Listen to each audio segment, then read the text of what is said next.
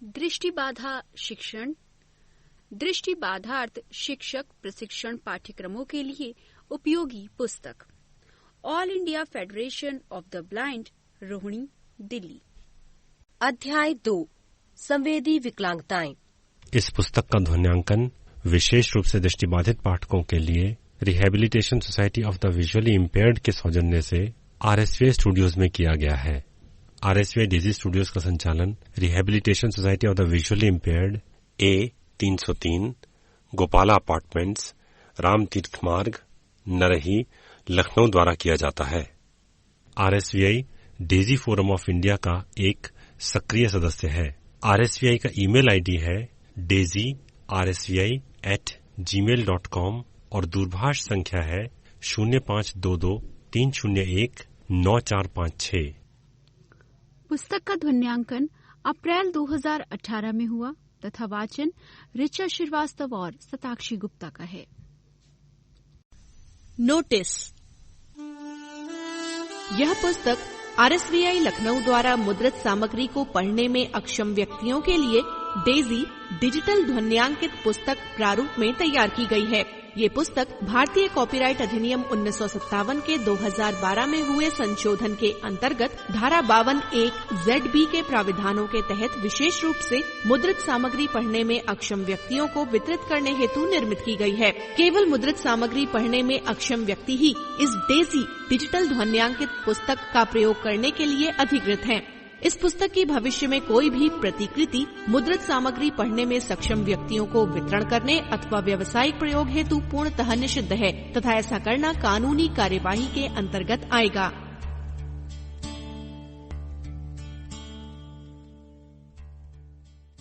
पृष्ठ 5, अध्याय 2, संवेदी विकलांगताएं। क, दृष्टिबाधिता, एक परिचय। आद्या शक्ति राय। व्यक्ति की दृष्टि की सामान्य क्रियात्मकता में विसामान्यता दृष्टिबाधा कहलाती है।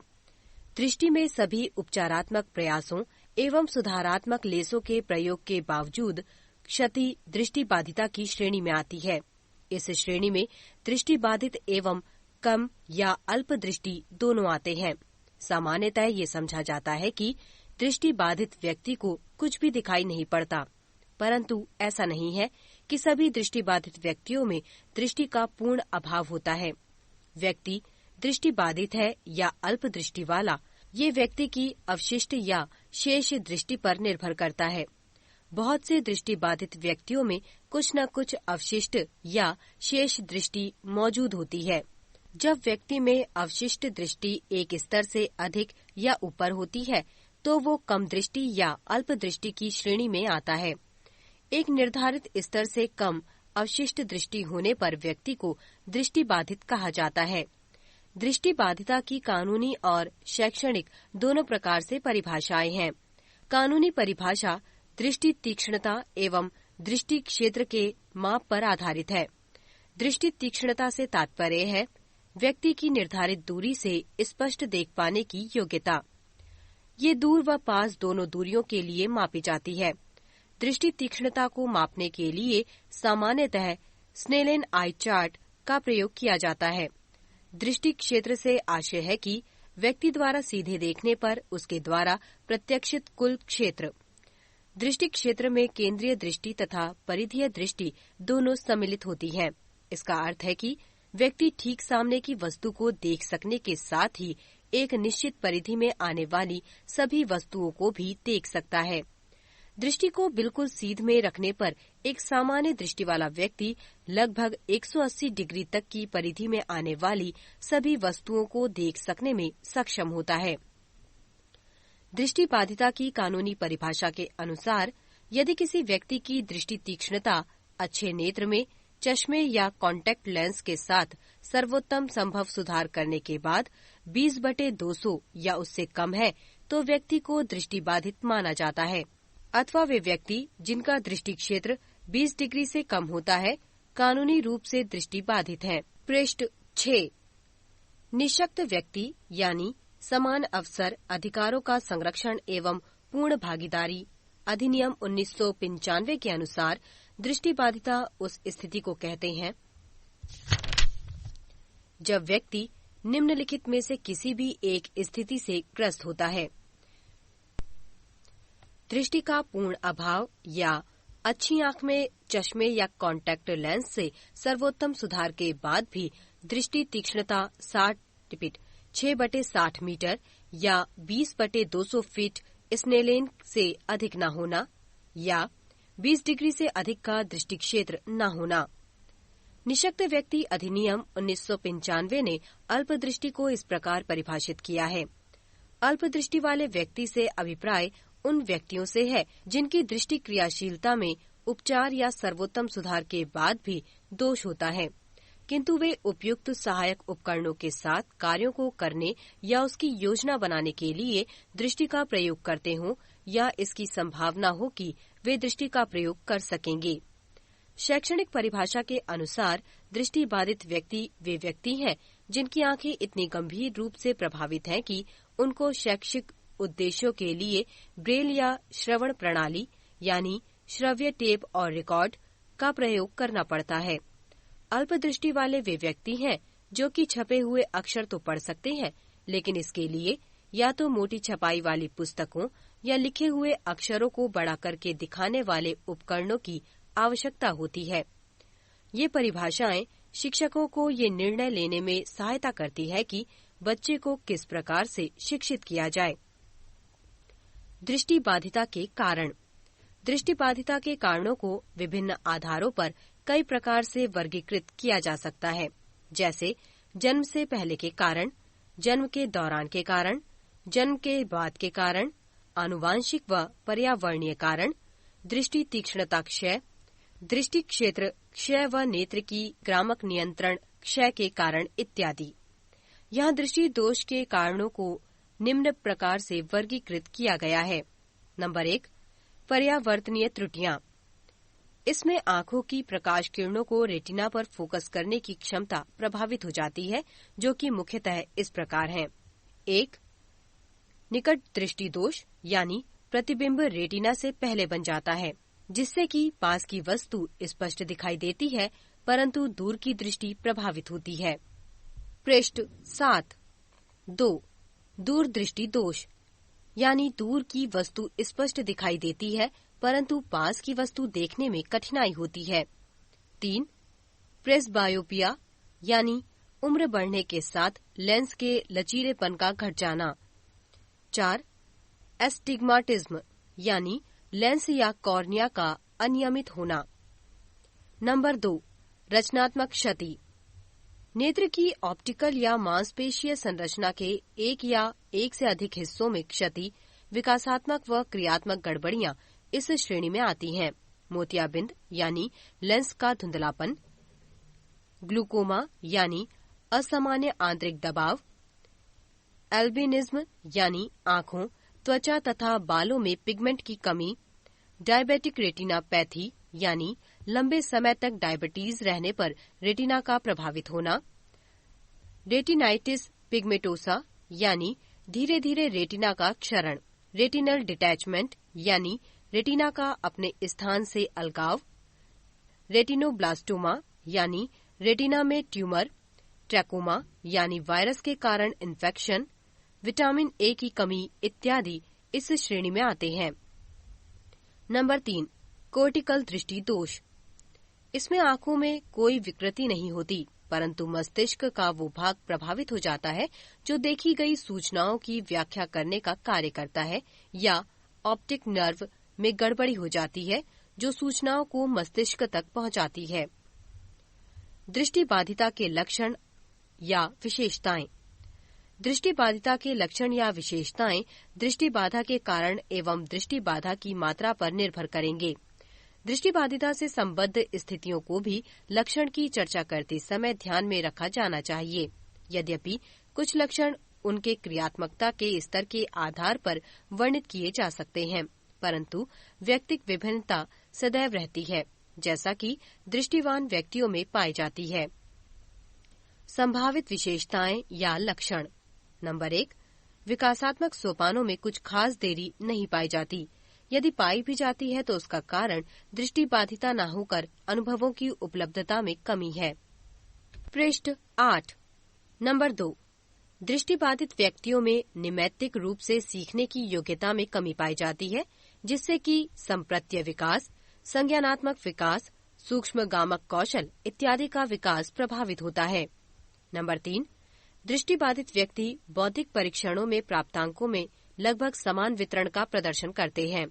नंबर 4, कुछ अध्ययनों के अनुसार ये सिद्ध हुआ है कि आरंभिक वर्षों में अनुभवों के सीमित रहने के कारण दृष्टिबाधित बच्चे के ज्ञानात्मक विकास में उसके समकक्ष दृष्टिवान की अपेक्षा 1 या 2 वर्ष का पिछड़ापन रहता है, किंतु समय और अनुभवों व सूचनाओं के क्षेत्र में वृद्धि के साथ ये पिछड़ापन मिटता जाता है।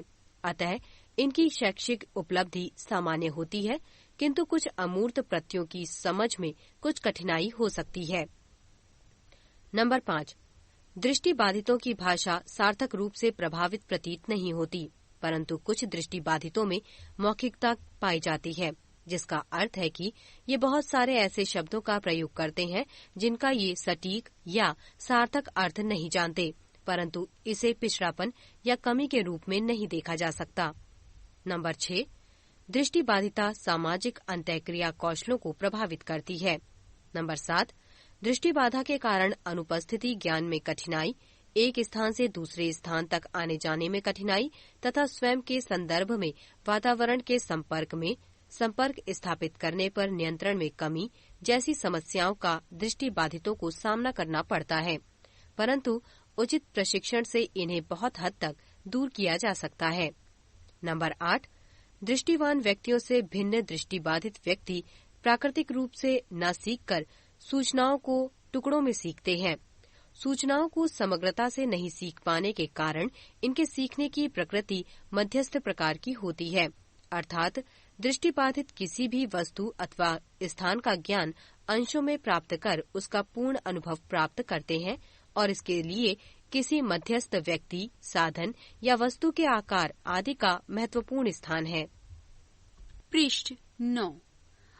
ख, वाणी भाषा दोष, डॉक्टर वकील प्रसाद साहा। वाणी भाषा दोष।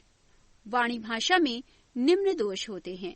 नंबर 1, उच्चारण के दोष। उच्चारण के विकास में स्वर एवं व्यंजन का विकास आता है। उच्चारण का विकास जन्म के बाद चरणबद्ध तरीके से चलने वाली प्रक्रिया है। बच्चे की उम्र बढ़ने के साथ क्रमबद्ध तरीके से स्वर एवं व्यंजन का विकास होता है तथा इसकी संख्या बढ़ती है। करीब 7 वर्ष की आयु तक ये प्रक्रिया चलती है। उस समय तक बच्चों में उनकी मातृभाषा से सभी स्वरों एवं व्यंजनों का विकास हो जाता है। उच्चारण का दोष तब कहा जाता है जब कोई बच्चा या वयस्क अपनी भाषा की ध्वनियों को अपनी उम्र के सामान्य व्यक्तियों जैसा उच्चारित नहीं करता है। उच्चारण के दोष मुख्य रूप से 4 प्रकार के होते हैं। क, प्रतिस्थापन। अगर किसी शब्द में एक ध्वनि दूसरी ध्वनि के द्वारा स्थानांतरित हो अथवा उसके स्थान पर अन्य ध्वनि का प्रयोग हो तो उसे प्रतिस्थापन उच्चारण दोष कहा जाता है, जैसे कलम के स्थान पर तलम। ख, विलुप्त। किसी शब्द में किसी ध्वनि का विलुप्त होना विलुप्त उच्चारण दोष कहा जाता है, जैसे स्टेशन के स्थान पर टेशन। ग, अस्पष्ट। जब कोई ध्वनि बोलने के दौरान अस्पष्ट तरीके से उच्चारित हो उसे अस्पष्ट उच्चारण दोष कहते हैं, जैसे किसी ध्वनि के साथ नाक से आवाज आना। घ, योगकरण। कोई भी ध्वनि जब किसी शब्द में अनावश्यक रूप से जुड़ जाती है तो उसे योगकरण दोष कहते हैं, जैसे स्कूल को स्कूल या स्टेशन को अस्टेशन। पृष्ठ 10। नंबर 2, आवाज के दोष। आवाज गले में स्थित आवाज बॉक्स से उत्पन्न होकर मुंह में आती है तथा इसके गुणों में परिवर्तन कर वाणी का रूप धारण करती है। आवाज वाणी के लिए आधार का काम करती है। व्यक्ति की आवाज में अगर कोई विकार या असामान्यता है तो उसे आवाज दोष कहते हैं। इसके अंतर्गत 3 तरह के दोष आते हैं। क, तारतत्व आवाज दोष। सामान्य तारतत्व रेंज से ज्यादा या कम या एक सीमित तारतत्व रेंज या एक साथ एक से अधिक तार तत्व का निकलना तार तत्व आवाज दोष कहलाता है। ख, उच्चता आवाज दोष, सामान्य से अत्यधिक उच्चता या कम उच्चता या इसकी रेंज का सीमित होना उच्चता आवाज दोष कहलाता है। ग, गुणवत्ता आवाज दोष, आवाज के साथ ज्यादा मात्रा में हवा का आना, नाक से आवाज आना या आवाज में सर्राहट का होना गुणवत्ता आवाज दोष कहलाता है। नंबर 3, वाक् प्रवाह के दोष। ये एक प्रकार का वाणी दोष है जिसमें व्यक्ति के द्वारा सृजित वाक् प्रवाह में बाधाएं या कठिनाइयां उत्पन्न होती हैं। इसके मुख्यतः 2 प्रकार हैं। क, हकलाना, इसमें शब्द या ध्वनि या वाक्य के उत्पादन में संघर्ष, पुनरावृत्ति, लंबा करके या वर्णात्मक ह्रास जैसी प्रवृत्तियों का समावेश होता है। ख, तुतलाना, इसमें शब्दों या वाक्यों का प्रवाह बहुत ही तीव्र एवं अतिव्यापन, बीच बीच में रुकावट एवं संघर्ष वाला होता है। नंबर 4, भाषा के दोष। जब भाषा की अभिव्यक्ति या अधिग्रहण में या दोनों में विकृति या त्रुटि हो तो उसे भाषा दोष कहते हैं। भाषा दोष मुख्य रूप से 2 प्रकार का होता है। क, भाषा वाणी का विकास देरी से होना, यदि बच्चा सामान्य बच्चों की तरह विभिन्न चरणों से विकसित करने में असमर्थ रहता है तो उसे भाषा वाणी का विकास देरी से होना कहा जाता है। पृष्ठ 11। ख, डिस्फेजिया, मस्तिष्क का वो भाग जो भाषा को नियंत्रित करता है, उसमें अगर खराबी आ जाए तो भाषा को समझने या व्यक्त करने में कठिनाई आ जाए तो उसे डिस्फेजिया कहते हैं। वाणी भाषा दोष के कारण। नंबर 1, श्रवण दोष। नंबर 2, मंद बुद्धि। नंबर 3, मस्तिष्कीय पक्षाघात। नंबर 4, वाणी अंग में खराबी। नंबर 5, तंग टाई। नंबर 6, दांत का टूटना। नंबर 7, तालू में छेद। नंबर 8, होठ का कटा होना। नंबर 9, अपर्याप्त वातावरणीय स्थिति। नंबर 10, मानसिक या शारीरिक तनाव।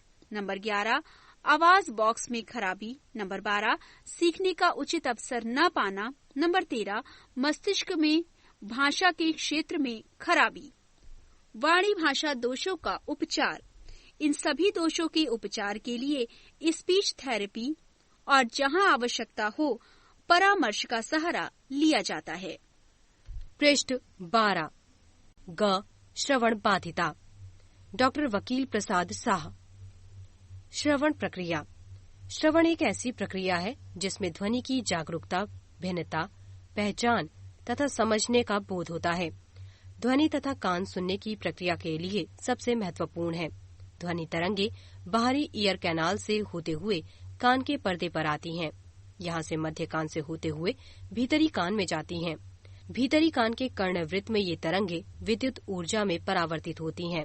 ये विद्युत ऊर्जा श्रवण तंत्रिका से होकर मस्तिष्क के श्रवण क्षेत्र में पहुंचती है, जहां इस ध्वनि का अर्थ या मतलब ज्ञात होता है। परिभाषा। ध्वनि की सूक्ष्मता को मापने की इकाई को डेसिबल यानी डीबी कहते हैं। सामान्यतः यदि किसी व्यक्ति का श्रवण थ्रेशोल्ड 10 डीबी से 25 डीबी के मध्य हो तो सामान्य श्रवण क्षमता मानी जाती है। जैसे ही किसी व्यक्ति का श्रवण थ्रेशोल्ड 26 डीबी या इससे अधिक हो जाए तो उसे श्रवण दोष से पीड़ित माना जाता है। जब कोई व्यक्ति आवाज को सामान्य से कम सुने या बिल्कुल भी ना सुने, जिसके कारण अपने काम में व सामाजिक कार्यों में वो भागीदारी ना कर सके, उसे श्रवण बाधिता कहते हैं। निःशक्त व्यक्ति यानी समान अवसर, अधिकारों का संरक्षण और पूर्ण भागीदारी अधिनियम 1995 के अनुसार श्रवण बाधिता उसे कहते हैं जब किसी व्यक्ति को वार्तालाप की आवृत्तियों पर दोनों कानों में से बेहतर कान में 60 डीबी या अधिक का दोष हो। NSSO 2001 के सर्वे के अनुसार भारत की कुल जनसंख्या 1,02,70,15,247 में 12,61,722 लोग यानी 0.122% श्रवण दोष से ग्रसित थे। पृष्ठ 13। श्रवण दोषों के कारण। बधिरता के निम्न कारण हो सकते हैं। नंबर 1, नजदीक रिश्तेदारी में शादी होना। नंबर 2, गर्भवती महिला द्वारा हानिकारक दवाओं का सेवन। नंबर 3, गर्भवती महिलाओं को जर्मन मीजल्स, उच्च रक्तचाप, रुबेला, पीलिया इत्यादि रोग हो जाना। नंबर 4, गर्भवती महिला द्वारा धूम्रपान या मदिरा का सेवन करना। नंबर 5, गर्भावस्था के दौरान आवश्यकता से अधिक एक्सरे करवाना। नंबर 6, अनचाहे गर्भ से छुटकारा पाने के लिए गर्भपात की गलत दवाइयों का प्रयोग। नंबर 7, गर्भावस्था के समय चोट लग जाना। नंबर 8, जन्म के समय बच्चे के मस्तिष्क में ऑक्सीजन की कमी। नंबर 9, बच्चे का जन्म 32 सप्ताह के पहले हो जाना। नंबर 10, असमान अथवा सर्जिकल प्रसव के होने से। नंबर 11, बच्चों में कुपोषण व कमजोरी से बीमार पड़ना। नंबर 12, सर्दी जुकाम का बार बार होना व लंबे समय तक रहना। नंबर 13, कान में चोट लगना। नंबर 14, स्तनपान कराते समय बच्चे का सिर ऊंचा न करना। नंबर 15, कान को किसी नुकीली वस्तु से साफ करना। नंबर 16, गंदे पानी में नहाना। नंबर 17, तेज आवाज जैसे कारखानों का शोर, लाउड स्पीकर की आवाज आदि। श्रवण दोष के प्रकार और गुण। नंबर 1, चालकीय श्रवण दोष। अगर बाह्य अथवा मध्य कान या कान के दोनों भागों में विकार हो तो उसे चालकीय श्रवण दोष कहते हैं। नंबर 2, संवेदी तंत्रिका श्रवण दोष। जब श्रवण दोष अंतःकान या श्रवण तंत्रिका या दोनों में खराबी के कारण हो तो उसे संवेदी तंत्रिका श्रवण दोष कहते हैं। पृष्ठ 14। नंबर 3, मिश्रित श्रवण दोष। अगर किसी व्यक्ति में चालकीय श्रवण दोष तथा संवेदी तंत्रिका श्रवण दोष दोनों पाए जाएं, यानी बाह्य अथवा मध्य अथवा दोनों और अंतः कान में विकार हो तो उसे मिश्रित श्रवण दोष कहते हैं। नंबर 4, केंद्रीय श्रवण दोष। ये श्रवण दोष केंद्रीय श्रवण प्रणाली में विकार होने से होता है। केंद्रीय श्रवण प्रणाली में विकार होने से होता है। श्रवण दोष की मात्रा के आधार पर श्रवण दोष का वर्गीकरण निम्न प्रकार है। श्रवण दोष की मात्रा और श्रवण दोष की क्षमता डीबी और एचएल में इस प्रकार है। सामान्य श्रवण क्षमता -10 से 25, माइल्ड श्रवण दोष 26 से 40, मॉडरेट श्रवण दोष 41 से 55, मॉडरेटली सीवियर श्रवण दोष 56 से 70, सीवियर श्रवण दोष 71 से 90, प्रोफाउंड श्रवण दोष 90 से ऊपर। विद्यालय जाने वाले बच्चों में श्रवण दोष के व्यवहारिक लक्षण: स्कूल में ध्यान देने में समस्याएं होना, पीछे से बोलने पर वाणी समझने में कठिनाई होना, प्रश्नों का असंगत उत्तर देना, टीवी या रेडियो की आवाज ऊंची करके सुनना, दूसरे कमरे से बुलाने पर बच्चे का ना आना, तभी सुनना जब वो चाहता हो, शब्दावली तथा व्याकरण का ज्ञान कम होना, गलत उच्चारण करना, बोलने में समस्या का होना, काफी ऊंची आवाज से बोलना, बोलने वाले की ओर कोई एक कान करके सुनना, संप्रेषण के लिए संकेतों का ज्यादा से ज्यादा प्रयोग करना। पृष्ठ 15। घ, बधिरांध बच्चों की शिक्षा। अखिल एस पॉल। बधिरांधता को समझना। बधिरांध बच्चे के सार्थक कार्य करते समय पेशेवर व्यक्ति और माता पिता को अक्सर जब वे समस्या का सामना करते हैं तो अपने आप से ये प्रश्न करना पड़ता है कि कहां से शुरू किया जाए। पुराना और विश्वसनीय दृष्टिकोण जो कि अन्य विकलांग बच्चों के लिए अच्छे से अच्छा कार्य करता है, वो यहाँ बधिरांध बच्चों के लिए कम प्रभावी होता है। बधिरांध शब्द संवेदी कमी को प्रकट करता है। बधिरांधता और इसके प्रमुख लक्षणों को जानने से हम इस दोहरी विकलांगता को और अधिक समझ सकते हैं। आगे बढ़ने से पहले एक बार सोचें कि अपनी आंखों से देखे बगैर और अपने कानों से सुने बगैर हमारा जीवन कैसा होगा जब हम अपने माहौल में रहेंगे। ऐसा करके आप बधिरांधता की दुनिया में अधिक तीव्रता से ढल सकेंगे और आप में बधिरांध बच्चों के साथ कार्य करते समय अपना सर्वोत्तम प्रयास करने के लिए स्वयं ही सृजनात्मक विचार आएंगे। बधिरांध व्यक्ति को इस दुनिया का एक अलग प्रकार से अनुभव होता है। जो लोग देख और सुन सकते हैं, उनके लिए ये दुनिया उतनी दूर तक जाती है जहाँ तक उनके कानों और आँखों की पहुँच होती है। बधिरांध बच्चों के लिए दुनिया काफी छोटी होती है।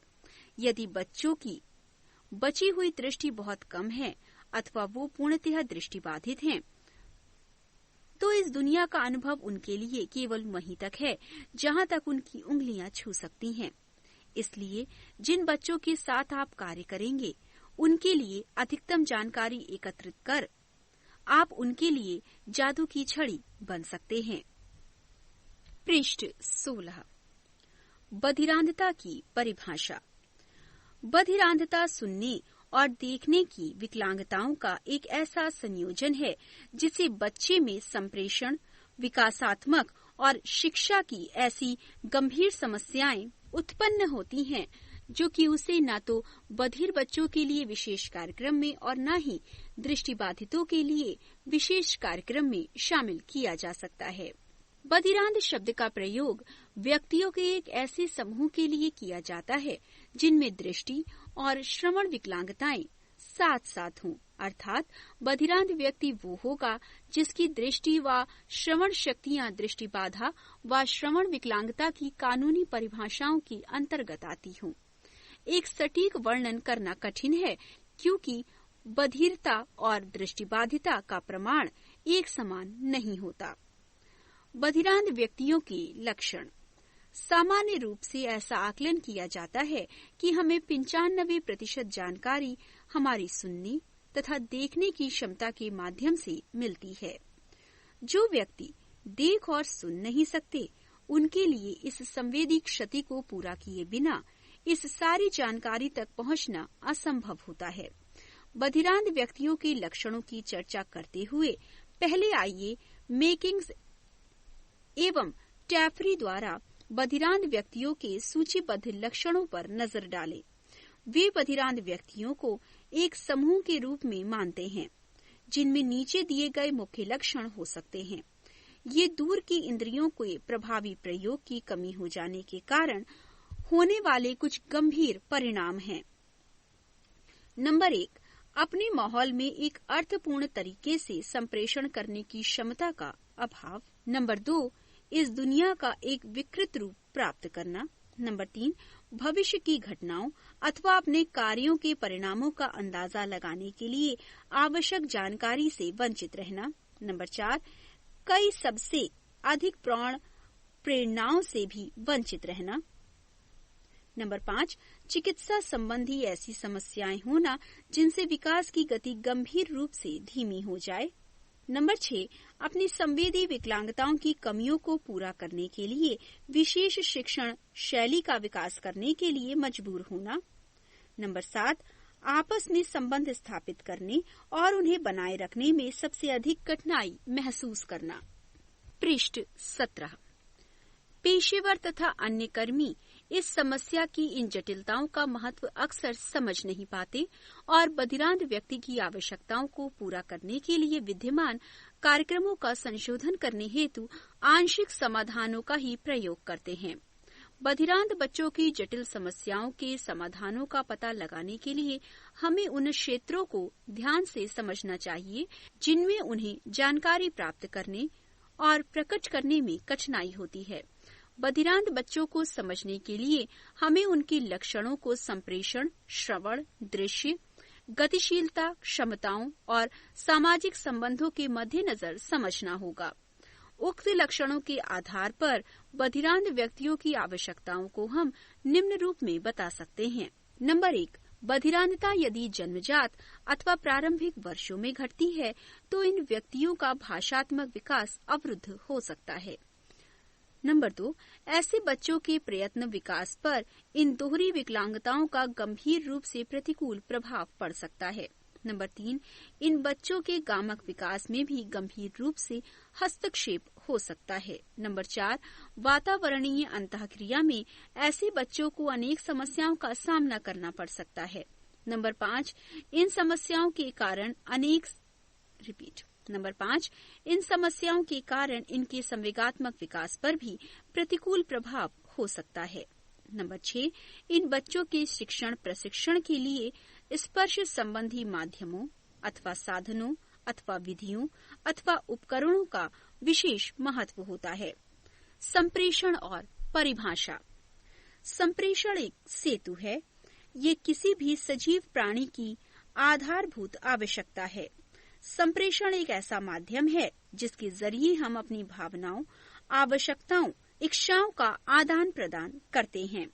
हम संदेश भेजने और प्राप्त करने के लिए विभिन्न तरीकों का प्रयोग करते हैं। संप्रेषण का अर्थ एक दूसरे से बातचीत करना ही नहीं, बल्कि दूसरे व्यक्ति तक पहुंचना और दूसरों से किसी भी माध्यम से जानकारी प्राप्त करना है।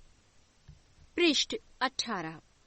संप्रेषण को हमारे आसपास की दुनिया से जानकारी प्राप्त करने और उसमें व्यवस्था लाने के हमारे प्रयासों के रूप में परिभाषित किया जा सकता है। मैकनीज J.M. एवं ट्रेफरी J.A. 1997 के अनुसार संप्रेषण एक ऐसी गतिशील प्रक्रिया है जिसका प्रयोग व्यक्ति बोलने, लिखने, इशारों एवं संकेत भाषा के माध्यम से विचारों का आदान प्रदान करने, अनुभव बताने और इच्छाएं व्यक्त करने के लिए करता है। ग्लैन एवं स्मिथ 1998 के अनुसार संप्रेषण में भाषा, बोलना तथा सुनना शामिल होता है और इसलिए संप्रेषण बाध्यता को इन तीनों क्षेत्रों से संबंधित किसी बाध्यता के रूप में देखा जा सकता है। सैंडरलैंड 2004 के अनुसार शोध दिखाते हैं कि हमारा अधिकांश संप्रेषण मौखिक अथवा अमौखिक होता है और बधिरांध व्यक्तियों को इस प्रकार के संप्रेषण में अनेक बाधाओं और समस्याओं का सामना करना पड़ता है। संप्रेषण के तरीके। एक व्यक्ति स्वयं को प्रकट करने तथा दूसरों को समझने के लिए भाषा अथवा संकेतों का प्रयोग कर सकता है। इसी तरह बधिरांधता से ग्रसित बच्चे संप्रेषण के अलग अलग तरीकों का प्रयोग करते हैं। बधिरांधता से ग्रसित बच्चों द्वारा प्रयोग में लाए जाने वाले संप्रेषण के विभिन्न तरीके नीचे दिए गए हैं। नंबर 1, संकेत भाषा। संकेत भाषा में विचारों तथा संकल्पनाओं को व्यक्त करने के लिए हाथों के विशिष्ट आकारों तथा शरीर के हाव भाव का प्रयोग किया जाता है। ये दृश्य अथवा स्पर्शजन्य हो सकती है। दृश्य संकेतों में संकेत व्यक्ति के सामने बनाए जाते हैं। अब स्थिति, दूरी, गति, जटिलता और प्रकाश को बधिरांध व्यक्तियों की आवश्यकताओं के अनुसार निर्धारित किया जा सकता है। स्पर्शजन्य संकेतों में संकेत प्राप्त करने वाले का हाथ संकेत देने वाले के हाथ से हल्का सा छू रहा होता है। स्पर्शजन्य संकेत ऐसे बधिरांध व्यक्तियों के लिए उपयुक्त हैं जो बिल्कुल देख नहीं सकते तथा दृश्य संकेत उन बधिरांध व्यक्तियों के लिए हैं जो थोड़ा बहुत देख सकते हैं। पृष्ठ 19। नंबर 2, उंगली द्वारा वर्ण विकास। उंगली द्वारा वर्ण विकास को बधिरांध व्यक्ति महसूस कर सकता है। इसका सर्वोत्तम उदाहरण अमेरिकी मैनुअल अल्फाबेट है। इसमें अंग्रेजी के प्रत्येक अक्षर को एक ही हाथ द्वारा एक विशेष आकृति के प्रयोग से बनाया जाता है। अंग्रेजी के प्रत्येक शब्द का वर्ण विन्यास हाथ की आकृति में परिवर्तन करके बताया जाता है जो उस शब्द के प्रत्येक अक्षर को दर्शाते हैं तथा बधिरांध व्यक्ति इस वर्ण विन्यास को स्पष्ट कर सकता है और बताने वाले के हाथों का स्पर्श करके शब्द बना सकता है। ये काफी आसानी तथा तेजी से किया जा सकता है। भारतीय भाषाओं में इस प्रकार की वर्ण विन्यास प्रणाली के विकास का अब तक कोई विशेष प्रयास नहीं हुआ है, जिस ओर ध्यान दिए जाने की आवश्यकता है। नंबर 3, हथेली पर प्रिंट। इस तरीके में बधिरांध व्यक्ति की हथेली पर एक के बाद एक अक्षर बनाए जाते हैं।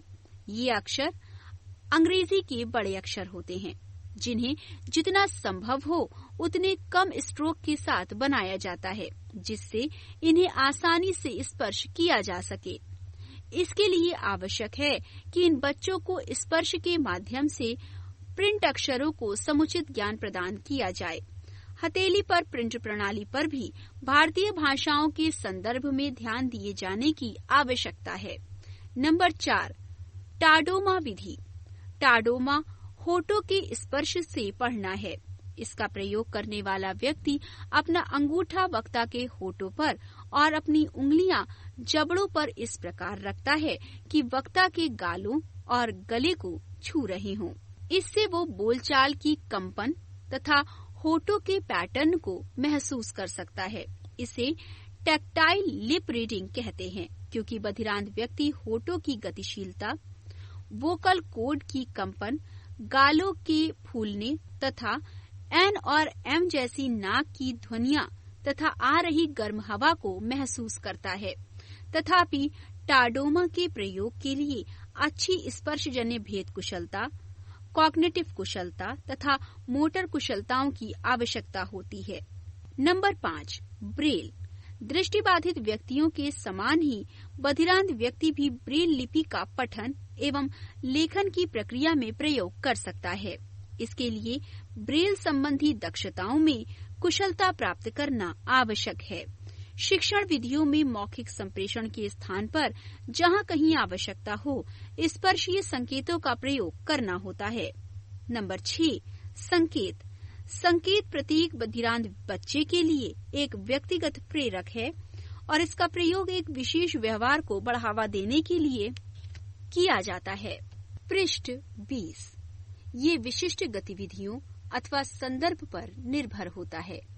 उदाहरण के लिए एक बच्चे की ठोड़ी पर हाथ लगाकर मुख खोलने अथवा बंद करने के लिए हाथ को गाल पर रखकर ब्रश करने के लिए इंगित करना, एक हाथ को रोटी पर रखकर दूसरे हाथ को मुंह पर रखते हुए टुकड़ा तोड़ने के लिए इंगित करना आदि के लिए प्रयोग किया जाना चाहिए। इससे स्पष्ट है कि एक क्रिया के लिए एक ही प्रकार के संकेत का प्रयोग होना चाहिए। इशारे और संकेत कुछ ऐसे तरीके हैं जिनसे एक बधिरांध बच्चे को ये पता चलता है कि उसके साथ आगे क्या होने वाला है। यदि इन बच्चों को सही समय पर पर्याप्त अनुभव, देखभाल, अवसर व विशेष प्रशिक्षण प्रदान किया जाए और उनकी स्थिति को सही रूप से समझा जाए, तो इन्हें भी समाज के उपयोगी और जिम्मेदार नागरिकों के रूप में स्थान प्राप्त हो सकता है।